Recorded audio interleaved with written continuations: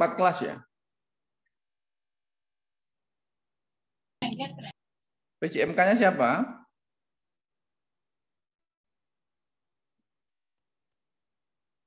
Halo? Assalamualaikum. Waalaikumsalam, Dok. Ya, PJMK-nya siapa ini? Semuanya berapa total mahasiswanya? Untuk PJMK kelas C ada Mbak Iftita sama Mbak Windy. Ya, total semuanya berapa? 5A berapa?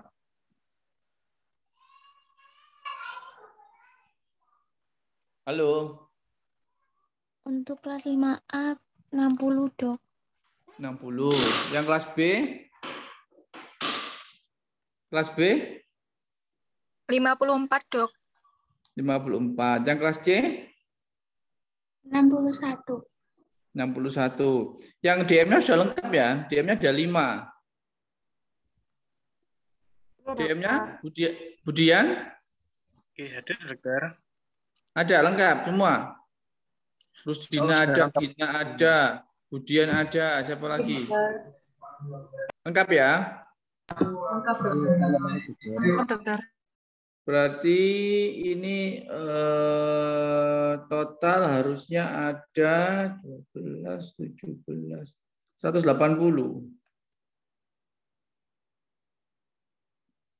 12 tambah 6, ya 180. Ini sementara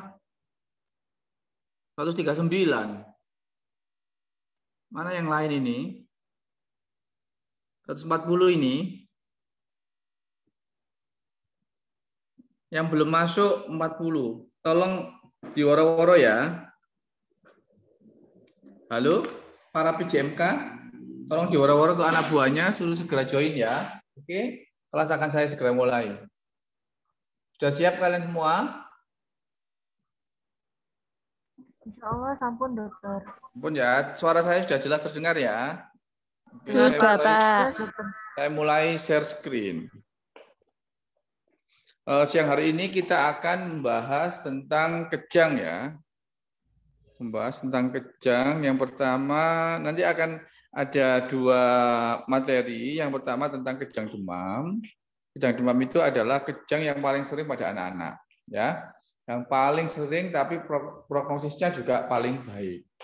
Nanti yang kedua kita bandingkan antara kejang demam dengan epilepsi. Karena epilepsi juga menduduki peringkat kedua kejang yang paling sering pada anak-anak. Sedangkan kejang lain yang maksudnya yang tidak terlalu sering itu kejang karena perdarahan intracerebral, biasanya karena kecelakaan, karena trauma traffic accident, kemudian karena tumor, kemudian karena abses, dan yang terakhir karena infeksi. Karena infeksi itu bisa meningitis, bisa meningoencephalitis. Ya. Tapi yang paling sering kejang pada anak itu adalah kejang demam. Oke, kita mulai kuliah kita pada hari ini.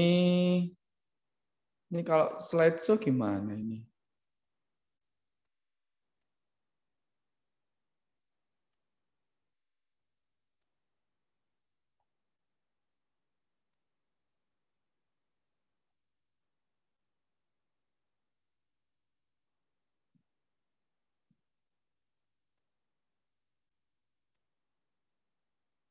Kok malah jadi gini? Ini kalau slideshow gimana ini? Bisa, Beb.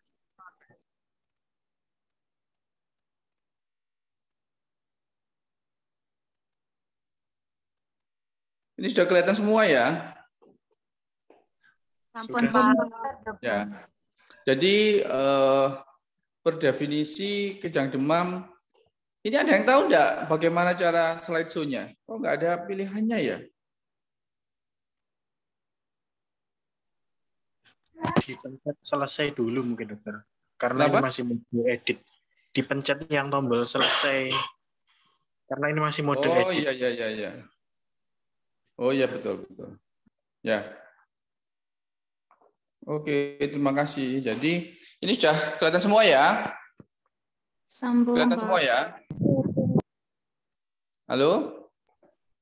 Sampun Sampun, terlihat, dokter. Sampun terlihat. Sudah semuanya. Jadi kejang demam itu memang mempunyai kriteria diagnosa tersendiri yang terkadang agak susah dibedakan dengan diagnosis yang lain yang juga memberi gejala utamanya kejang. Ya, antara lain epilepsi atau meningitis ataupun encephalitis. Tapi sebenarnya kejang demam ini adalah tidak hanya maksudnya gini, tidak semuanya kasus pokoknya ada kejang, ada demam, berarti kejang demam, enggak. Ya, saya ulangi, tidak semua kasus yang terjadi kejang, ya, di mana kejang didahului oleh demam, itu sudah otomatis berarti itu kejang demam, enggak. Ya, tapi kejang demam itu ada kriteria tersendiri. Nah, kriterianya apa saja? Yaitu bangkitan kejang yang terjadi pada anak umur 6 bulan sampai 5 tahun yang mengalami kenaikan suhu di atas 38 derajat Celcius. Ya, apapun metode pengukurannya, mau aksila, mau rektal, pokoknya yang disebut demam di sini adalah suhu 38 derajat Celcius atau lebih, yang tidak disebabkan oleh proses intrakranial. Jadi, kalau dari definisi ini, tampak sekali ada batasan umur, ada kriteria umur, yaitu 6 bulan sampai 5 tahun. Ya, Dok, kalau umurnya di luar range umur ini gimana? Ya, jadi kalau usianya kurang dari 6 bulan, itu hati-hati. Jangan gegabah mengambil kesimpulan itu kejang demam. Karena yang paling sering justru terjadinya kejang pada anak kurang dari 6 bulan adalah karena infeksi sistem saraf pusat, meningitis ataupun encephalitis ataupun meningoencephalitis. Ya. Nah, bagaimana dengan usia kalau di atas 5 tahun? Nah, kalau di atas 5 tahun paling sering justru ya bisa terjadi infeksi sistem saraf pusat bisa, tapi yang paling sering adalah epilepsi. Kenapa sih, Dok, kita tidak boleh gegabah mendiagnosa kejang demam? Karena kejang demam ini prognosisnya paling baik, ya. Penyakit yang prognosisnya paling baik, ya, maksudnya penyakit yang dengan gejala utamanya kejang yang mempunyai prognosis yang paling baik yaitu kejang demam ini, karena tidak pernah ditemukan laporan meninggal karena kejang demam. Ya, jadi kalau misalkan ini bukan kejang demam, ya, misalkan meningitis atau encephalitis, tapi kita diagnosis kejang demam, berarti kita melakukan underdiagnosis. Jadi prognosisnya seolah-olah baik padahal jelek. Nah, itu bahaya, ya, akan membahayakan si pasien. Jadi saya ulangi lagi, kejang demam itu bukan melulu pokoknya kasusnya ada kejang, ada demam, berarti itu kejang demam gitu ya, bukan, ya. Melalui kriteria tertentu. Yang pertama adalah kalau lihat dari definisi ini, syaratnya adalah disebut kejang demam adalah 1, terjadi kejang, sudah pasti ya. 2, disertai demam di atas 38 derajat Celcius. 3, kriteria umur, ya, 6 bulan sampai 5 tahun. 4, tidak disebabkan oleh proses intrakranial. Dok, bagaimana cara kita melihat kejangnya itu oleh karena proses intra atau ekstra kranial? Apakah setiap pasien yang kejang harus kita lakukan CT scan kepala untuk melihat kondisi intrakranialnya, ya, untuk menegakkan diagnosisnya? Ya, tidak perlu, ya, karena kalau kita lakukan CT scan kepala pada anak-anak itu kita harus waspada adanya efek samping efek radiologi yang ditimbulkan terutama jangka panjang, sangat merugikan. Jadi kalau tidak indikasi jangan melakukan permintaan CT scan kepala. Ya.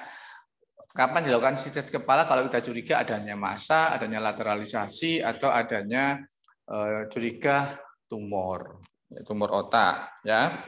Nah, bagaimana kembali ke bagaimana caranya dia ini intra atau ekstrakranial, yaitu dari klinis. Klinis kita lihat kesadarannya. Kalau kesadarannya disertai penurunan kesadaran, berarti itu intrakranial. Ya, makanya kalau anamnesa setelah kejang pasien sadar, nah itu biasanya. Ya, itu salah satu cara untuk menggambarkan bahwa kejangnya ini bukan intrakranial. Ya, yang kedua dilakukan pemeriksaan meningeal sign. Kalau meningeal sign-nya positif, kaku kudu dan meningeal sign. Kalau meningeal sign-nya positif, maka dipastikan kejangnya ini intrakranial. Ya, disebabkan karena ada rangsang meningeal. Jadi ada sesuatu yang terjadi pada meningennya. Meningen itu yang melapisi jaringan otak. Jadi itu termasuk intrakranial. Ya. Kemudian ada lagi kriteria diagnosa yang lain, ya. Kejang terjadi karena kenaikan suhu tubuh, bukan karena gangguan elektrolit atau metabolik yang lainnya, ya, kejang demam. Bila ada riwayat kejang tanpa demam sebelumnya, maka kejang yang tidak disebut sebagai kejang demam. Jadi gini, kalau pada saat datang ke kita ini pasiennya itu kejang, kemudian pada saat kejang itu pasiennya demam, ya suhunya 39,6 misalkan. Tapi pada anamnesa didapatkan, Bu pernah kejang nggak sebelumnya? Pernah dok, 3 kali. Yang pertama umur 2 tahun. Nah yang pertama itu pasiennya, anaknya pas kejang panas enggak? Panas dok. Yang kedua umur 2,5 tahun. Nah waktu umur 2,5 tahun itu waktu kejang anaknya panas enggak? Enggak dok, enggak panas. Tiba-tiba kejang. Nah berarti ada riwayat walaupun sekali saja, ada riwayat pasien ini kejang tanpa didahului demam. Nah itu berarti kejang yang sekarang bukan termasuk kejang demam. Ya, paham ya? Jadi kriteria kejang demam ada 5 tadi. Ya, yang pertama ada kejang. Yang kedua didahului atau disertai demam. Ya, yang ketiga kriteria umur antara 6 bulan sampai 5 tahun. Yang keempat tidak disebabkan karena intrakranial kejangnya. Yang terakhir tidak ada riwayat kejang demam sebelumnya. Tidak ada riwayat kejang tanpa demam sebelumnya. Ya, oke sampai di sini ada yang bertanya. Ini penting sekali kriteria kejang demam. Jadi kita tidak boleh mendiagnosis kejang demam hanya berdasarkan pokoknya kalau kejang disertai demam atau didahului demam berarti itu kejang demam, enggak boleh. Ya. Sampai di sini ada yang bertanya? Kalau tidak ada kita lanjut ya. Oke. Bila anak kurang dari 6 bulan mengalami kejang didahului demam, ya maka pikirkan kemungkinan lain ya terutama infeksi sistem saraf pusat ya. Bayi yang berusia kurang dari 1 bulan tidak termasuk dalam rekomendasi ini, tidak termasuk dalam rekomendasi kejang demam. Walaupun sudah memenuhi kejang demam, tapi kalau umurnya itu masih dalam batasan neonatus atau kurang dari 1 bulan, 28 hari, maka tidak termasuk kejang demam, tapi masuk dalam neonatal seizure atau kejang neonatus. Ya, ingat ya. Sekarang setelah kita sudah memahami kriteria kondisi bagaimana aja yang termasuk kejang demam, setelah itu kita tentukan ini kejang demamnya termasuk tipe kejang demam yang sederhana ataukah kejang demam yang kompleks. Kalau ditilik dari namanya saja itu yang lebih parah adalah yang kejang demam kompleks. Ya. Tapi kalian harus tahu kapan dikatakan kejang demam sederhana, kapan dikatakan kejang demam kompleks. Ya. Nah, kejang demam sederhana atau simple febrile seizure ya adalah kejang demam yang berlangsung singkat, kurang dari 15 menit. Dan umumnya akan berhenti sendiri. Itu kejang demam sederhana. Yang kedua, kejangnya berbentuk bersifat kejang umum atau general seizure atau kejang general yang tonik dan atau klonik tanpa gerakan vokal. Kemudian kejang tidak berulang dalam waktu 24 jam. Kejang tidak berulang dalam 24 jam. Jadi kejangnya hanya sekali saja. Merupakan 80% dari semua jenis kejang demam.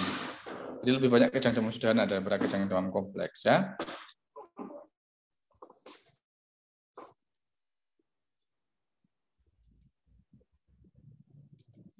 Nah, sekarang kapan dikatakan kejang demam kompleks? Ya, kejang demam kompleks adalah kejang demam yang memenuhi salah satu saja ciri dari yang saya sebutkan berikut ini. Satu, kejangnya lama. Lama itu definisinya lebih dari 15 detik. Ya, kemudian kejangnya vokal atau parsial satu sisi atau kejangnya umum tapi didahului kejang vokal. Ya, ini juga termasuk kejang demam kompleks ya. Berulang lebih dari satu kali dalam 24 jam. Ya, berulang lebih dari satu kali dalam 24 jam. Jadi memenuhi salah satu saja, maka itu disebut kejang demam kompleks. Ya. Saya ulangi sekali lagi, setelah kita memahami definisi atau kriteria diagnosis dari kejang demam, selanjutnya kita tentukan kejang demamnya ini kejang demam sederhana atau kejang demam kompleks. Ya. Kalau kejang demam sederhana itu ada kriterianya sendiri, ada 4 tadi. Ya, kemudian yang kejang demam kompleks itu jika memenuhi satu saja dari 3 kriteria. Ya, kejangnya lama, kejangnya berulang, ya, dan kejangnya vokal. Ya, 3 itu.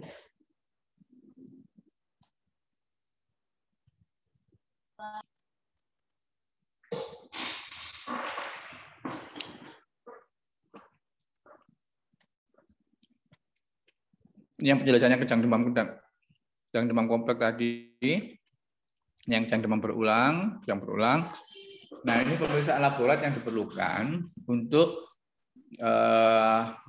penderita kejang demam.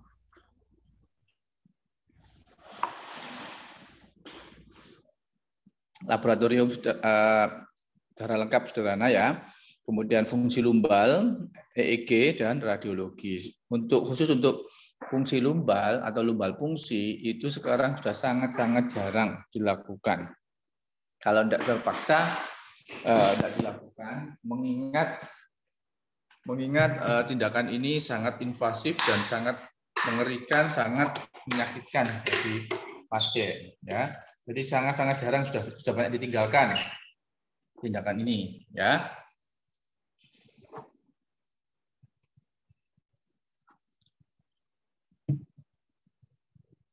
Ini yang laboratorium, ya, tidak dikerjakan secara rutin. Kemudian untuk mengevaluasi sumber infeksi, ada infeksi enggak? Jadi kalau kejang itu kan, kalau kejang demam itu kan harus disertai demam, ya. Tapi kita tidak boleh puas hanya dengan mendiagnosa, oh ini kejang demam, oh ini kejang demam sederhana, enggak. Tapi penyebab panasnya harus kita cari. Nah, salah satu cara untuk mencari apakah penyebab demamnya ini karena infeksi atau bagaimana, nah itu dilakukan pemeriksaan darah lengkap. Dilihat HB-nya berapa, leukositnya berapa, neutrofilnya berapa persen, trombositnya berapa, dan seterusnya. Ya.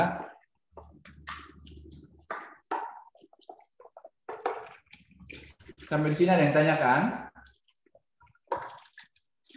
Jika tidak, akan saya teruskan slide selanjutnya.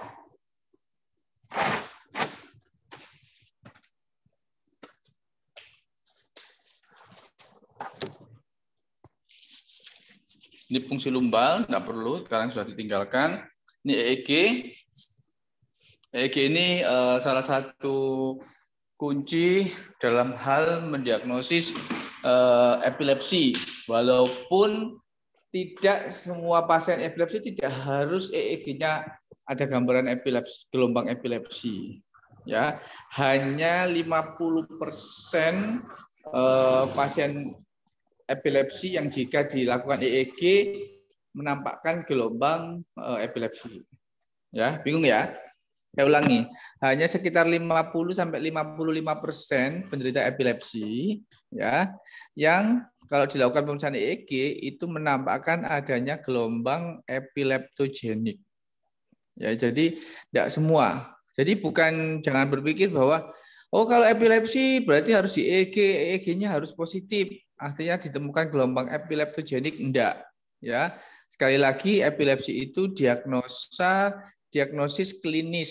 Jadi harus bisa mendiagnosis, harus bisa menegakkan diagnosis hanya dengan klinis. Klinis itu maksudnya dari anamnesis dan pemeriksaan fisik. Ya. Radiologi juga harus hati-hati. Sekarang faktor resiko berulangnya kejang demam. Benar nggak sih dok, kejang demam itu bisa berulang? Benar. Apakah semua kejang demam pasti berulang? Tidak. Ada yang berulang, ada yang enggak. Ada yang berulang sekali, ada yang berulang 2 kali, ada yang berkali-kali. Nah, itu yang menentukan apa? Nah, tergantung ada tidaknya faktor resikonya. Nah, faktor risikonya adalah 1, riwayat kejang demam dan epilepsi dalam satu keluarga, satu garis keturunan. Ya, jadi kalau seorang anak dilihat riwayat kejang demam, ya dari saudara-saudaranya, dari kedua orang tuanya, dan keempat kakek neneknya.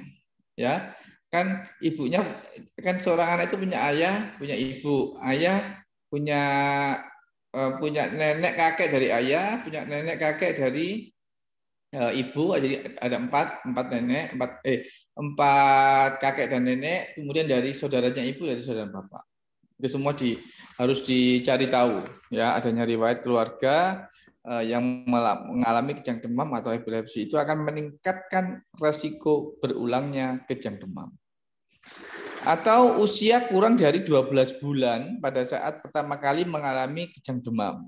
Ya, usia kurang dari 1 tahun. Ya, suhunya kurang dari 39. Tadi kan definisi kejang demam itu kan adanya kejang, didahului atau disertai panas. Nah, definisi panasnya ini di atas 38 derajat Celcius atau lebih dari 38 derajat Celcius. Nah, apabila suhunya itu kurang dari 39, jadi antara 38 sampai 39 derajat Celcius saat kejang, maka itu merupakan faktor resiko berulangnya kejang demam. Hati-hati ya. Yang ketiga, yang keempat adalah interval waktu antara kejang dengan demam.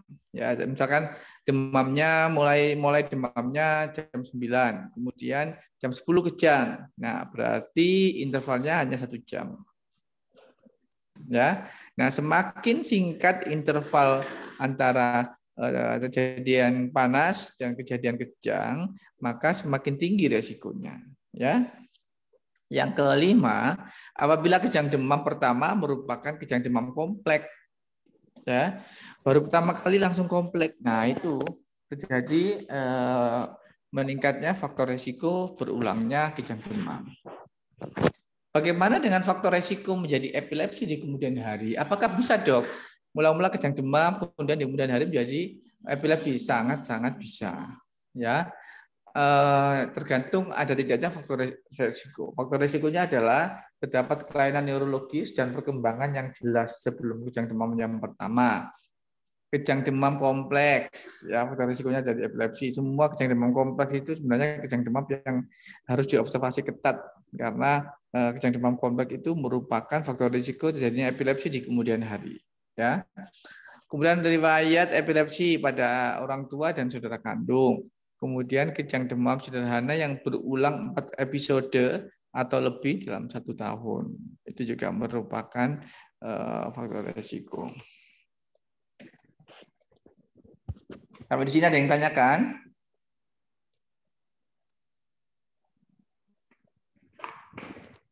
Sekarang kita beralih membahas tentang penata laksanaan kejang demam. Ya, sebagaimana dalam menghadapi semua kasus kejang, ya apapun penyebabnya, apapun diagnosisnya, kalau kita menghadapi pasien kejang, sedang kejang, atau baru saja selesai kejang, maka yang dinilai pertama kali atau yang kita lakukan pertama kali adalah menjamin ABC-nya. ABC itu airway, breathing, circulation, ya. Nah, itu harus dijamin dulu, diurusi dulu, ya, distabilkan dulu ABC-nya. Ya, jangan keburu memikir, waduh ini obat anti kejangnya apa ya, jangan. Ya, yang kalian pikirkan pertama kali adalah cek bagaimana ini airway-nya, bagaimana breathing-nya, bagaimana sirkulasinya. Kalau sudah, baru setelah itu kalian fokus untuk menghentikan kejangnya. Ya, tapi tindakan pertama adalah menyelamatkan atau menjamin airway, breathing, dan sirkulasinya. Ya, langsung saja kita lakukan flowchart. Kita tampilkan flowchart penanganan kejang. Ya, di tempat pertolongan pertama, yaitu di rumah, yaitu di UGD, yaitu di puskesmas, segera lakukan pemberian diazepam rektal atau stesolid, dimasukkan lewat dubur. Ya, setelah itu dilihat 5 menit kemudian, 5 menit dilihat, kemudian dilakukan evaluasi. Ya, setelah itu kalau masih kejang boleh diulang dengan pemberian stesolid atau diazepam yang per rektal. Ya, kemudian kalau masih kejang segera rujuk atau segera bawa pasien menuju ke rumah sakit. Nah, bagaimana penanganan kejang ini selama saat berada di rumah sakit? Aduh, bentar. Nah, tadi sampai mana ya? Ini ya, benar ya? Nah, ini. Nah, bagaimana prosedur penanganan penderita anak yang mengalami kejang saat berada di rumah sakit? Yang pertama diberikan diazepam IV, atau kalau anaknya benar-benar masih kejang di hadapan kalian, ya, maka jangan menunggu terpasangnya infus, ya, bisa terlalu lama, ya, karena kalau kejangnya lama, semakin lama kejang semakin bahaya bagi perkembangan sel otaknya. Harus segera diselesaikan, dihentikan, ya. Bisa juga diberikan diazepam rektal atau diazepam intravena. Setelah itu 5 menit kita evaluasi. Setelah kita evaluasi, karena sudah 3 kali pemberian dosis diazepam, ya, maka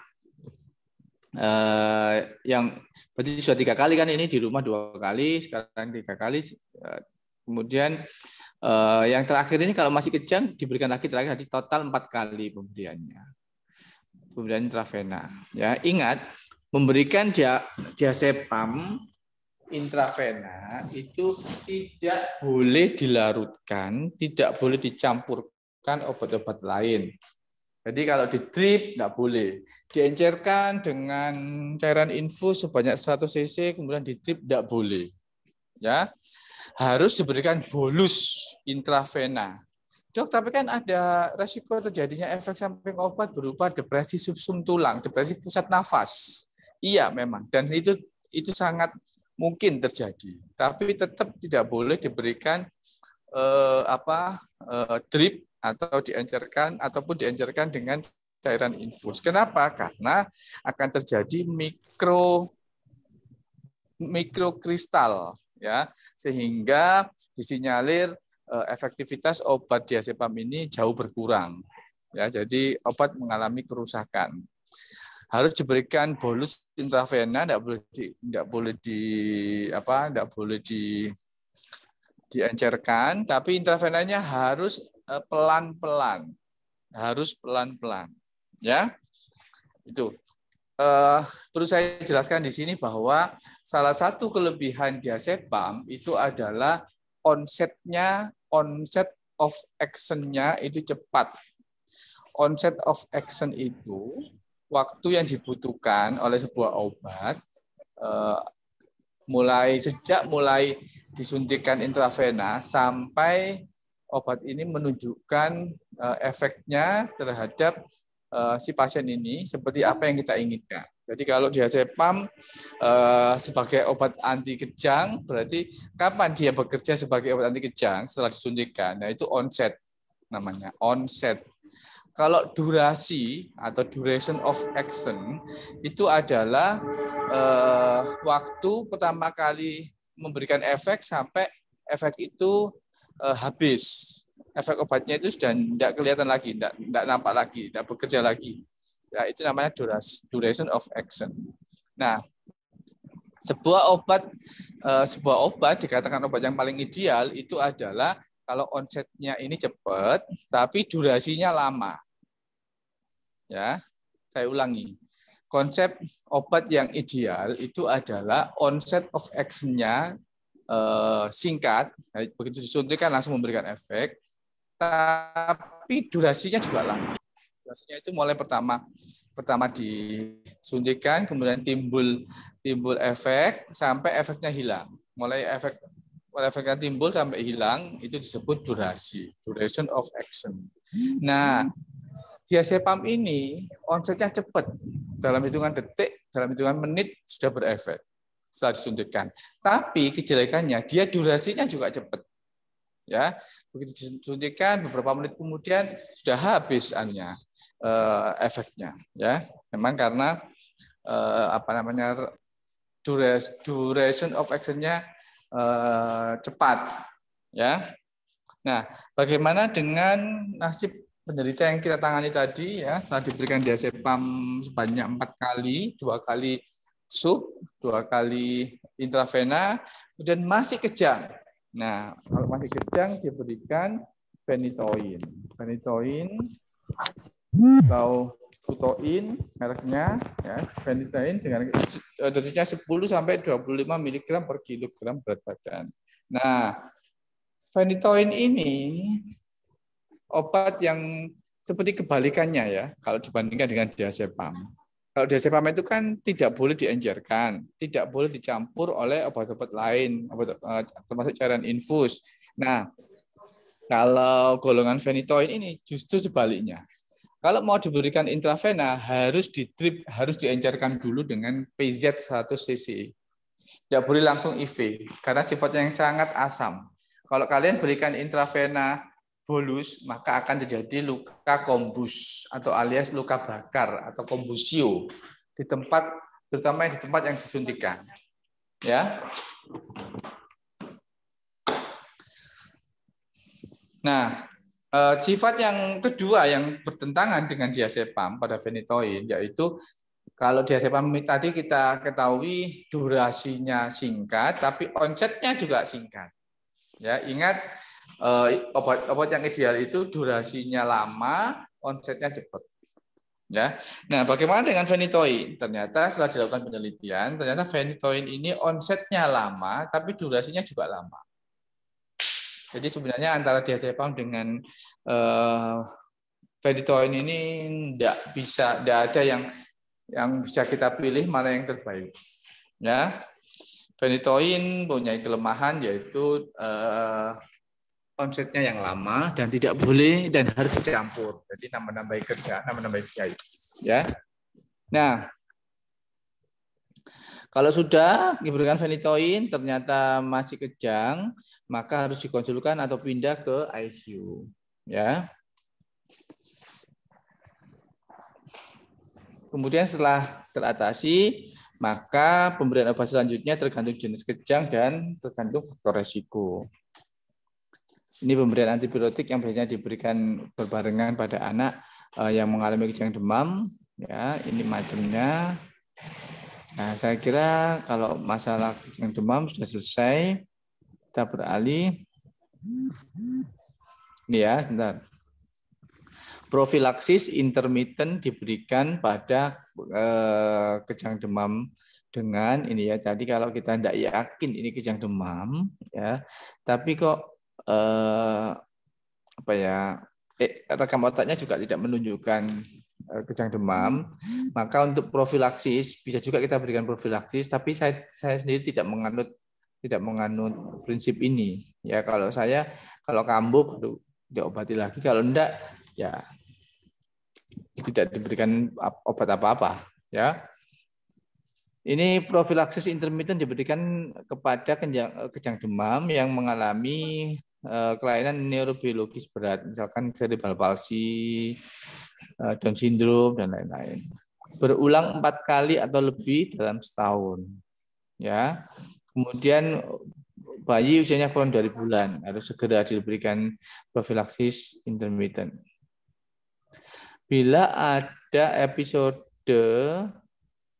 Apabila ada episode kejang demam sebelumnya, tubuh meningkat dengan cepat, maka tidak bisa kita melakukan diagnosa kejang demam, ya. Nah, sekarang edukasi pada orang tua. Kejang selalu menakutkan bagi orang tua karena pada saat kejang otot-otot dinding dadanya kaku, ya, sehingga tidak bisa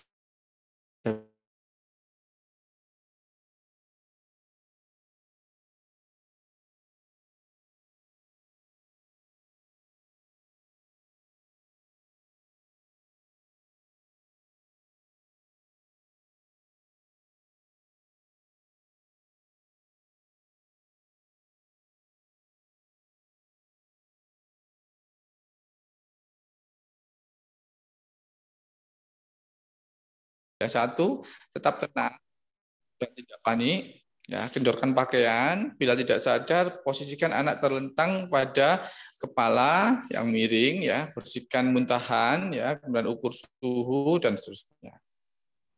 Saya kira ini sudah selesai untuk kejang demam. Apakah ada pertanyaan? Kalau tidak ada, akan saya lanjut tentang epilepsi. Sampai sini ada yang ditanyakan? Izin bertanya, dokter.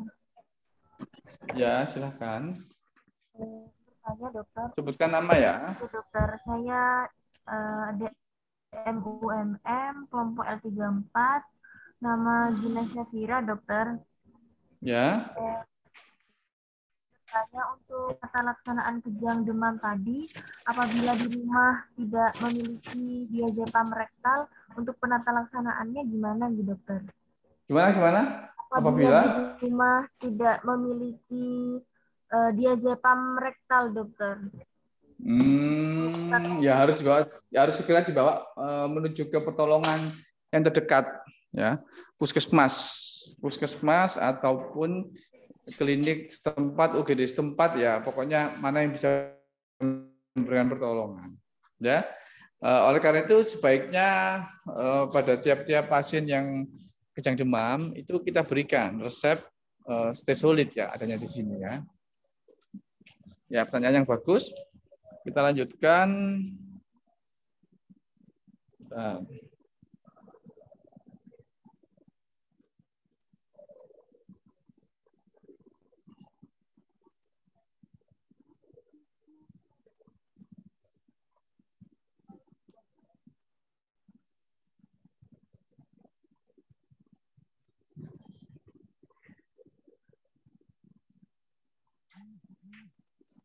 Bentar ya, ini tadi mana ya sudah dibuka ya?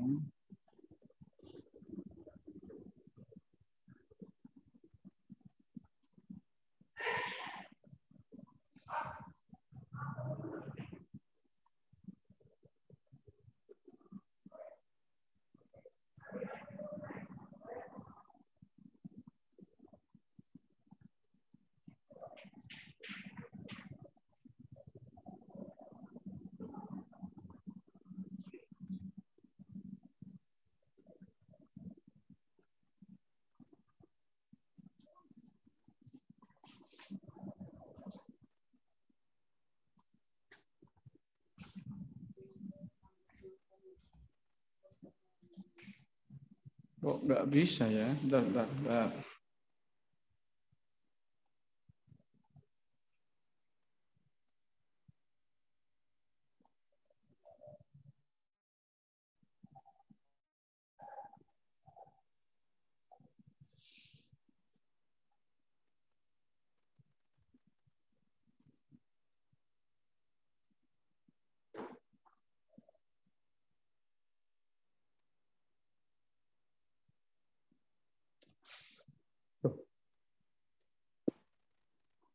Kok putih semua ini? Bentar ya, bentar ya.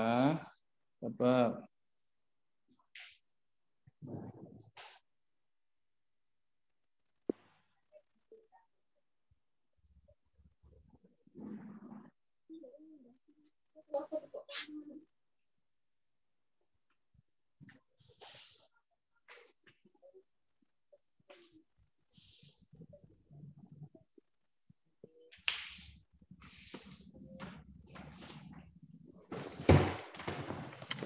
Kenapa ini kok enggak bisa ini?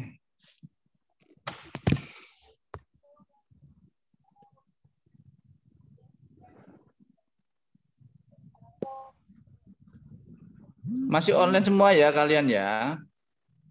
Enggak, Pak, masih. dokter. Oke ya, bentar. Ini ada.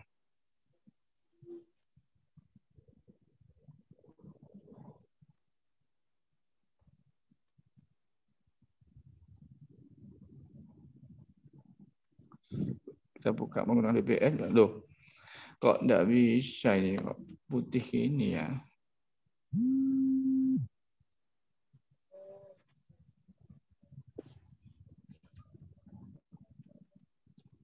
Coba kita buka dengan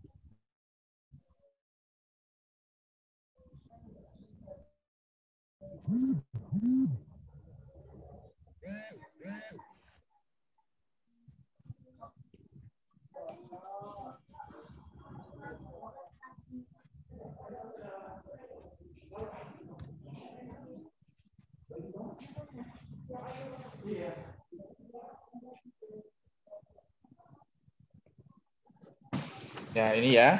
Jadi epilepsi itu berasal dari bahasa Yunani yaitu epilambanmen ya, artinya serangan.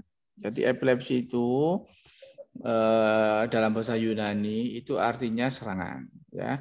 Nah, dalam dunia kedokteran epilepsi itu adalah gangguan yang kronis. Kronis itu artinya berulang kejangnya ditandai adanya serangan-serangan tadi. Serangan itu sama dengan kalau anak kita kejang itu serangan ya. Dalam dunia epilepsi disebut serangan.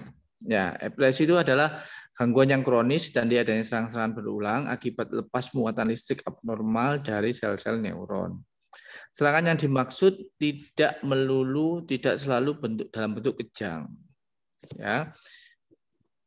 Tapi bisa dalam bentuk yang lain, misalkan pingsan, misalkan tiba-tiba bengong, tiba-tiba kayak melamun gitu, ya. Itu yang sering terjadi. Kemudian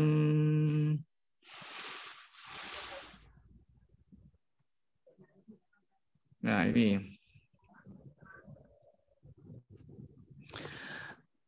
epilepsi adalah kejang berulang. Berulang itu maksudnya 2 kali atau lebih tanpa adanya provokasi dengan interval lebih dari 24 jam tanpa penyebab yang jelas. Ya. Kemudian dibedakan antara bedakan dengan istilah yaitu first unprovoked seizure. Adalah satu atau lebih kejang tanpa demam ataupun gangguan metabolik akut yang terjadi dalam 24 jam disertai pulihnya kesadaran di antara kejang. Ya, jadi first unprovoked seizure itu pokoknya anaknya kejang tanpa disertai panas, ya, dan kesadarannya pulih, ya, maka dia disebut first unprovoked school. Ya, first unprovoked seizure, sorry. Ya, kemudian Kita masuk pada bagaimana caranya mendiagnosis pasien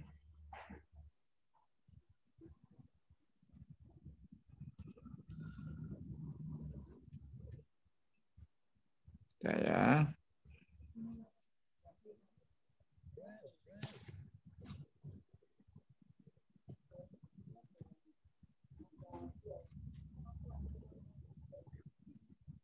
Nah, ini diagnosis epilepsi merupakan diagnosis klinis yang terutama ditegakkan atas dasar anamnesis, pemeriksaan fisik dan neurologis, ya, termasuk tanda-tanda neuro, itu harus diperiksa ya. Kemudian adanya EEG, ya. Kemudian ini sebentar.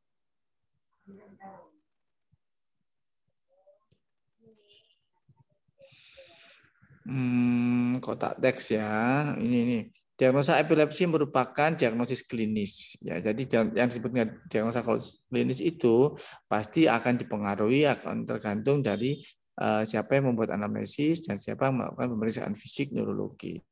Ya, percuma kalau ya yang pertama tentukan apabila jadi diagnosa epilepsi itu merupakan diagnosa yang klinis ya. Pertama caranya tentukan apa itu benar-benar kejang. Yang kedua bagaimana jenis kejangnya, tonik, klonik atau campuran, dan bagaimana dan anamnesa yang lain ya. Kemudian ini adalah tabel untuk membedakan antara ya kondisi kejang atau yang mirip dengan kejang ya. Ini dan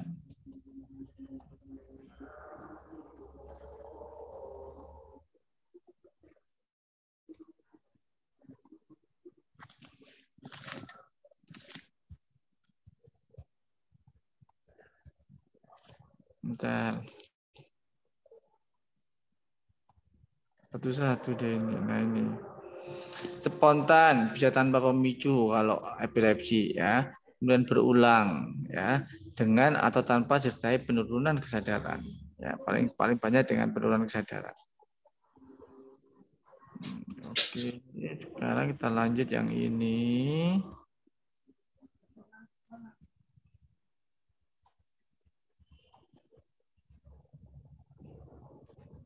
Nah, bagaimana dengan penata laksanaan epilepsi sendiri? Itu yang pertama adalah kita berikan obat anti epilepsi tunggal, ya, satu macam obat anti epilepsi, dan dimulai dari dosis standar. Dosis standar itu maksudnya dosis range normalnya itu kita ambil batas bawah. Ya, setelah itu kita evaluasi apakah dengan dosis yang sekian itu, yang standar bawah, apakah kejangnya teratasi. Artinya kejangnya tidak pernah kambuh lagi. Ya. Kalau ternyata kambuh lagi, maka pada saat kontrol, kita masih tetap menggunakan monoterapi, satu obat anti epilepsi, tapi dosisnya kita naikkan. Kan tadi kita mulainya tadi dosis standar yang bawah. Ya, nah kita tingkatkan dosisnya. Ya, kalau masih kejang ditingkatkan lagi, tetap monoterapi, satu macam obat, tapi kita lakukan kenaikan dosisnya. Nah, terus gitu, pokoknya kalau kamu dinaikkan sampai dia mencapai dosis maksimal. Ya, kalau sudah mencapai dosis maksimal, ya obat monoterapi dosisnya maksimal, masih kambuh, maka harus kita berikan obat anti epilepsi tapi yang double obat ya, multi terapi ya. Ini adalah dosisnya ya, dosis epilepsi, dosis obat anti epilepsi yang paling kita rekomendasikan adalah yang asam valproat ya, asam valproat. Nah, ini dosisnya. Ini macam-macam selain ini tadi.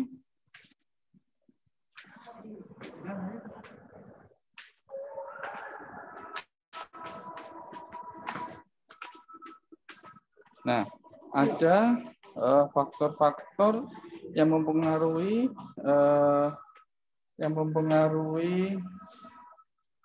kambuhnya epilepsi, ya, yang bisa memicu pencetus kejang pada epilepsi, yaitu deprivasi tidur. Deprivasi tidur itu waktu tidur yang tidak teratur.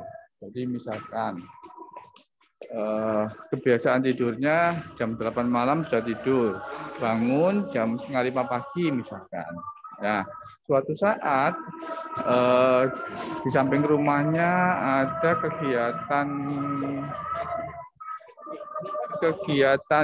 apa namanya yang ada musik-musiknya itu apa ya, resepsi pernikahan misalkan tangga sebelahnya, sehingga dia tidak bisa tidur, jam 12 malam baru tidur. Nah,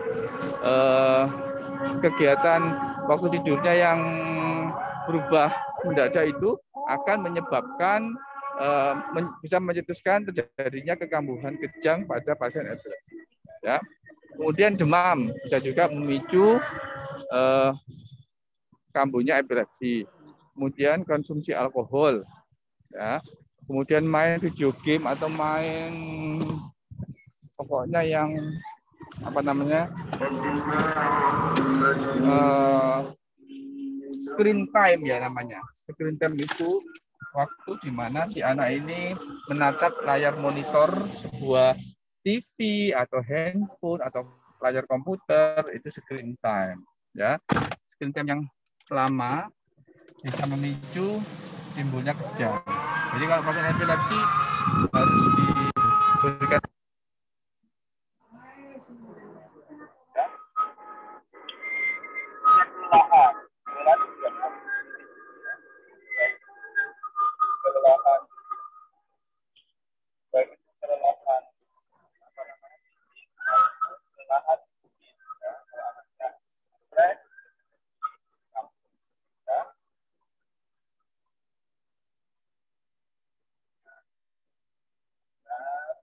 sampai di sini ada yang tanyakan? Halo? Apa masih? Belum ada, dokter. Ya. Jadi,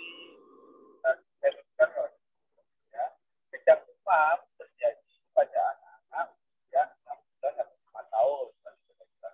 Nah, kalau epilepsi bisa terjadi pada semua usia. Ya, ya perbedaan yang lain. Kalau kejang demam,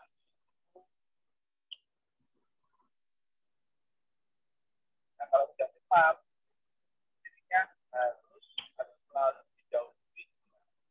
Jangan epilepsi tidak bisa terjadi dengan atau tanpa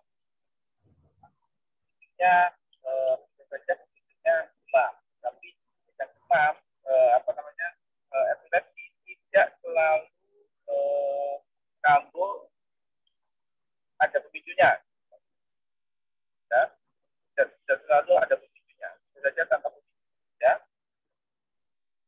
Ya, yang membedakan lagi adalah antara kejang demam dan epilepsi.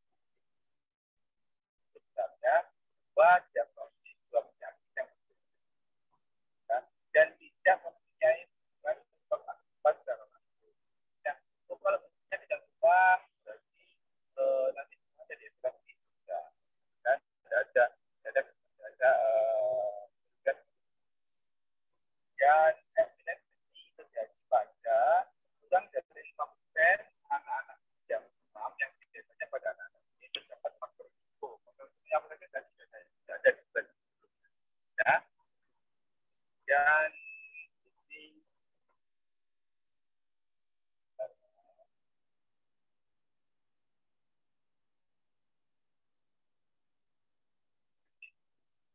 terdapat kelainan neurologis atau perkembangan yang terjadi.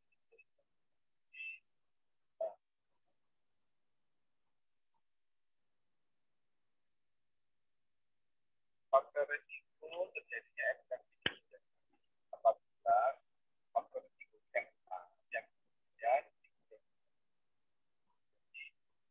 epilepsi. Terdapat kelainan neurologis atau perkembangan selama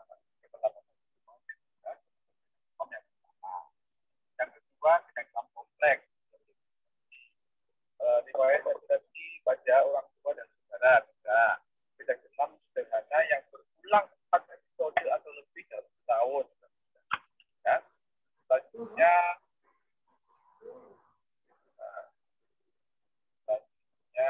yang membedakan lagi antara kejang demam dengan epilepsi. Kalau kejang demam harus ada kejang. Di syarat-syaratnya ya yang kejang demam itu apa? Harus ada kejang. Ya. Kemudian kalau epilepsi itu belum tentu kejang. Sebenarnya serangannya. Karena epilepsi tadi berupa serangan ya. Artinya ada katanya cuman serangannya. Nah, serangannya ini tidak harus kejang. Bisa juga misalkan pingsan, atau sadarkan diri, atau melamun sebentar, di serangannya ini macam-macam tidak harus kejang. Beda dengan kejang demam. Kalau kejang demam harus ya. Saya beberapa kali punya pasien yang serangan epilepsinya itu berupa muntah. Jadi tidak ada sebabnya, tiba-tiba muntah. Tidak ada sebabnya, tiba-tiba muntah. Yang sudah diobati obat apa aja, tetap kambuh. Nah, akhirnya saya coba lakukan pemeriksaan rekam otak, EEG, ternyata ada sebabnya. Dan setelah melakukan pengobatan epilepsi, baru beberapa bulan, alhamdulillah ya. Ini adalah beda yang lain antara kejang dan epilepsi. Karena kejang demam selalu dari demam. Ya. Saya ulangi, ini harus diketahui atau disertai. Kalau kejang demam kalau kejang karena epilepsi spontan, bisa tanpa pemicu, bisa tanpa ya. Dan bedanya yang lain, ini sebenarnya bedanya ini prinsip ya. Makin kalian memahami konsep yang itu apa, makin kalian ngerti ya. Nah, kejang karena epilepsi itu terjadinya kalau kejang demam, kejang karena kejang demam itu bisa berulang, bisa hanya sekali. Ya. Itu ini terakhir.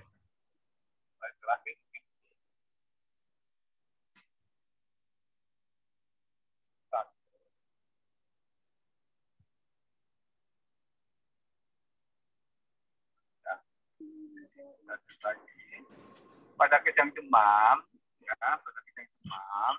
itu tanpa disertai penurunan kesadaran. Kalau epilepsi bisa tanpa disertai penurunan kesadaran, bisa disertai ya, bisa dua-duanya.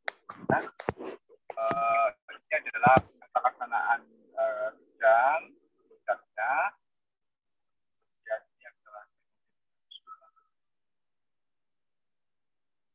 Nah, ini kalau pada epilepsi itu bisa menyebabkan terjadinya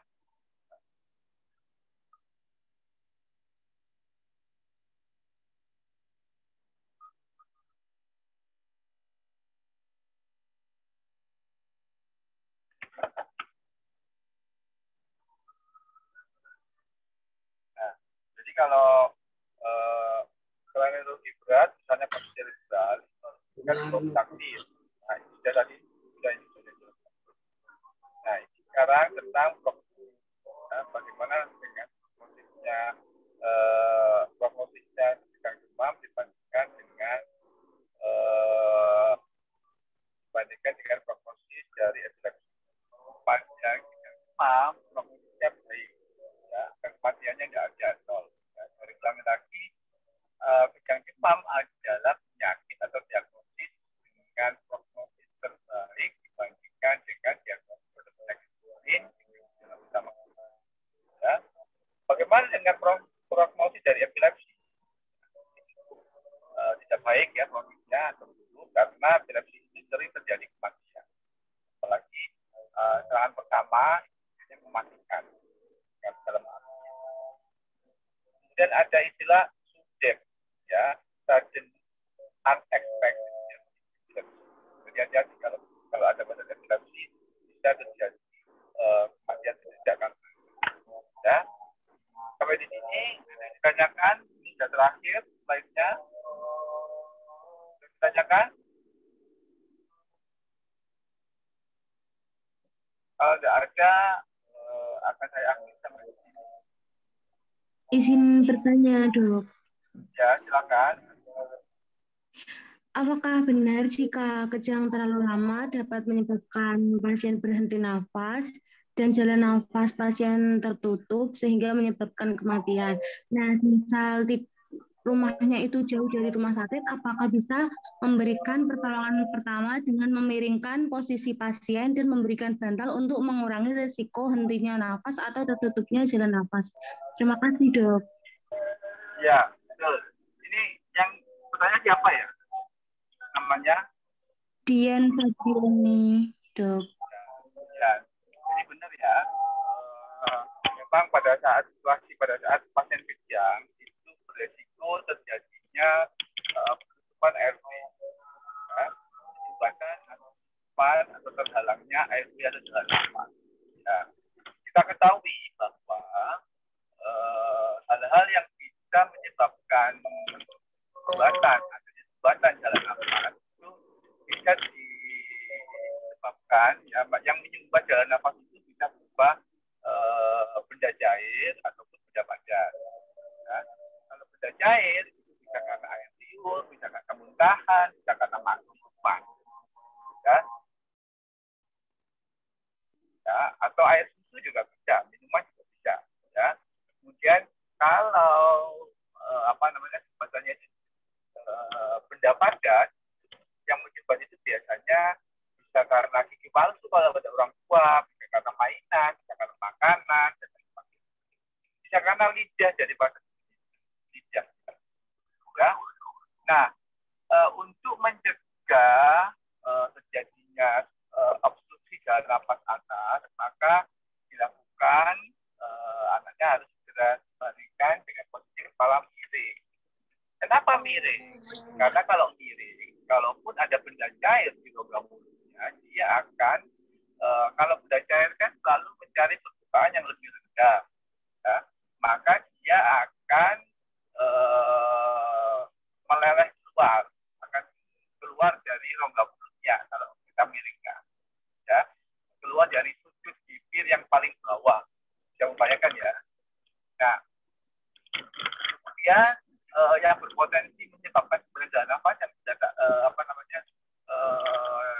yang merupakan benda padat tadi, bukan benda cair, itu adalah lidahnya atas, ya, atau menjulur ke atas, ke belakang, ya, maka bisa menyebabkan sumbatan jalan nafas. Oleh karena itu bisa kita lakukan pengamanan dengan menekan lidah dengan sendo, atau dengan kalau yang ada di rumah ya dengan sendo, atau dengan partel, atau dengan jari kita, pokoknya asalkan jangan sampai lidahnya ini menjadi penyumbat jalan nafas bagian atas, karena itu bisa menyebabkan hal-hal yang fatal atau kematian. Ya. Silakan, ada yang lain yang bertanya? Ada lagi yang bertanya? Halo? Ada yang tanyakan?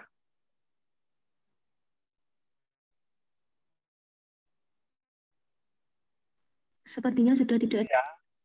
Ya. Saya ucapkan terima kasih. Mohon maaf apabila ada kekurangan. Insya Allah besok siang di jam yang sama. Saya jadwalnya sebenarnya jam 1 ya, tapi karena akhir-akhir ini pasien anak meningkat jumlahnya, jadi saya selesaikan dulu dan sama saya memberikan pelayanan. Nanti kalau sudah selesai, baru saya sambung dengan memberikan kuliah.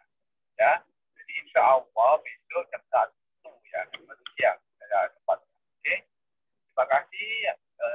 Mohon maaf. Wassalamualaikum warahmatullahi wabarakatuh. Waalaikumsalam.